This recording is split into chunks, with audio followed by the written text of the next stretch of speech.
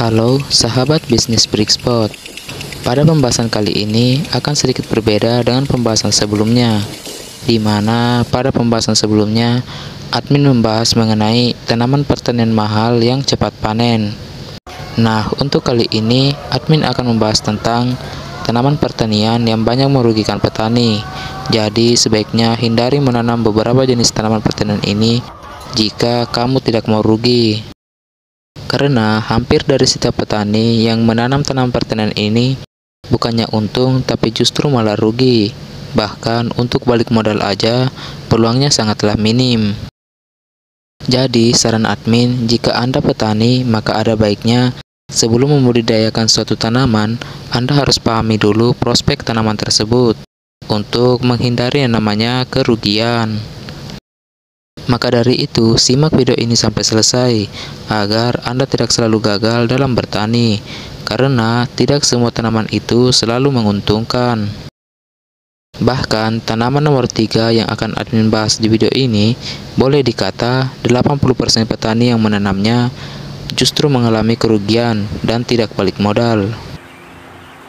Nah, berikut adalah 5 jenis tanaman yang banyak merugikan petani. Namun sebelum lanjut ke pembahasan, buat Anda yang baru berkunjung ke channel ini adalah channel yang membahas tentang seputar pertanian, bisnis atau usaha, edukasi, dan motivasi bisnis. Jadi, buat Anda yang ingin belajar bertani, berbisnis, atau sedang menjalankan suatu usaha, ada baiknya jika Anda mengikuti channel ini. Karena di channel ini kita mendapatkan bimbingan langsung dari ahli pertanian dan ahli agribisnis. Silahkan ikuti dengan cara klik tombol like, subscribe, serta nyalakan lonceng notifikasinya agar Anda tidak ketinggalan update video terbaru dari channel ini. 1. Bawang merah. Banyak yang menganggap bahwa usaha pertanian bawang merah adalah usaha yang menjanjikan. Namun, kenyataannya tanaman ini justru memiliki risiko kerugian yang cukup tinggi. Dikarenakan untuk budidaya bawang merah membutuhkan modal yang tergolong besar. Selain itu, tanaman bawang merah sangat anti dengan air hujan dan embun. Air hujan termasuk salah satu penyebab gagal panen, dikarenakan air hujan dapat menimbulkan jamur pada tanaman bawang merah, sehingga umbi bawang merah mudah untuk membusuk. Selain hujan yang berlebih, cuaca yang terlalu panas juga dapat menyebabkan gagal panen. Ketika cuaca terlalu panas, bawang merah akan mengalami kekeringan dan rentan diserang hama ulat tanaman. Maka dari itu, sebelum budidaya bawang merah, ada baiknya perhatikan kondisi cuaca terlebih dahulu. Selain itu, sediakan kebutuhan insektisida dan fungisida sebelum melakukan penanaman untuk antisipasi penyebab gagal panen. 2. Tomat. Tanaman yang banyak merugikan petani selanjutnya adalah budidaya tanaman tomat. Budidaya tomat sama seperti dengan budidaya tanaman bawang merah yang membutuhkan modal besar. Tanaman tomat juga sangat rentan terhadap serangan hama dan penyakit. Selain itu, cuaca juga sangat mempengaruhi produksi hasil panen. Buah tomat tidak dapat bertahan lama sehingga secepatnya petani harus melakukan penjualan. Untuk harga jual buah tomat tergolong fluktuatif. Kebanyakan kasus yang admin temui di saat panen raya, harga jual buah tomat selalu turun drastis sehingga banyak petani yang mengeluh.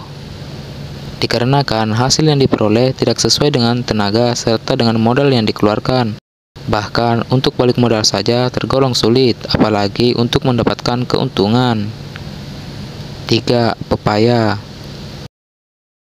Jika melihat video-video pertanian pepaya, terutama pada pertanian pepaya California, tentu sangat menggiurkan bukan? Di mana petani meraup keuntungan yang berlipat-lipat. Namun nyatanya budidaya pepaya tidak seindah yang dibayangkan. Dikarenakan penjualannya yang tergolong sulit. Jika budidaya pepaya dalam jumlah kecil, mungkin akan mudah mendapatkan pembeli.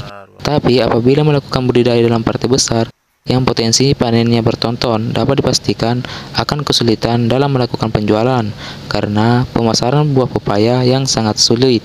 Apalagi buah pepaya tidak dapat bertahan lama, sehingga pengepul tidak berani mengambil risiko untuk membeli hasil panen petani dalam jumlah besar. Saat ini, banyak petani yang jadi korban YouTubers dikarenakan tergiur dengan hasil yang terdapat dalam suatu video, sehingga para petani mencoba melakukan budidaya dalam partai besar dengan harapan agar bisa mendapatkan hasil yang memuaskan, seperti yang telah mereka tonton. Banyak petani melakukan budidaya dalam partai besar tanpa memikirkan risiko yang akan mereka hadapi ke depannya, terutama pada risiko penjualan. Sehingga pada saat panen, mereka mengalami kerugian dikarenakan harganya yang murah dan penjualannya yang tergolong sulit. Hasil panen membludak dan petani akhirnya mengalami kerugian. Itulah sebabnya admin selalu mengingatkan bahwa sebelum memulai budidaya suatu tanaman, ada baiknya jika Anda melakukan analisa pasar terlebih dahulu, agar setelah panen Anda tidak kebingungan. 4. Tanaman pare. Budidaya pare memang tergolong menguntungkan. Selain harga penjualannya relatif stabil, penjualannya juga cukup mudah. Tapi tanaman ini juga termasuk dalam kategori tanaman yang banyak merugikan petani, dikarenakan perawatannya sulit serta membutuhkan modal yang tergolong besar. Tanaman pare sangat mudah terserang hama dan penyakit, terutama hama tungau, trips, dan lalat buah, serta jamur dan kutu kebul. Karena tanaman ini sangat disukai hama sehingga resiko gagal panen sangatlah besar. Maka dari itu, jika Anda ingin budidaya pare, maka Anda harus memahami betul kebutuhan tanaman ini. Selain itu, Anda harus melakukan perawatan intensif, terutama pada pemupukan, spray, dan perempelan tunas secara rutin. Perempelan tunas sangat penting karena perempelan dan perawatan tunas baru sangat mempengaruhi produksi buah pada tanaman pare. Tanaman pare banyak merugikan petani karena kurangnya waktu petani untuk mengurus tanaman, sementara tanaman pare membutuhkan perawatan yang ekstra, terutama pada saat mulai menghasilkan buah. 5. Kacang panjang. Kacang panjang juga termasuk salah satu tanaman yang banyak merugikan petani, karena masa panennya yang cukup singkat serta penjualannya yang sangat sulit.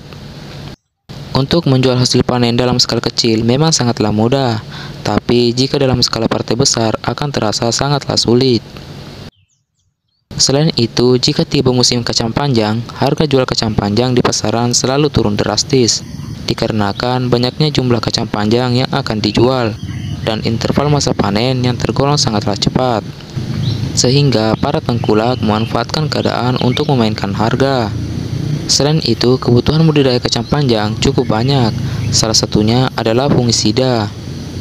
Maka dari itu, di sini admin menyarankan jika Anda ingin budidaya tanaman kacang panjang, sebaiknya jangan berlebihan, tanam secukupnya saja untuk meminimalisir kerugian. Semua tanaman pertanian pasti memiliki resikonya masing-masing. Maka dari itu, sebelum budidaya tanaman, Anda harus betul-betul memahami prospek analisa tanaman tersebut.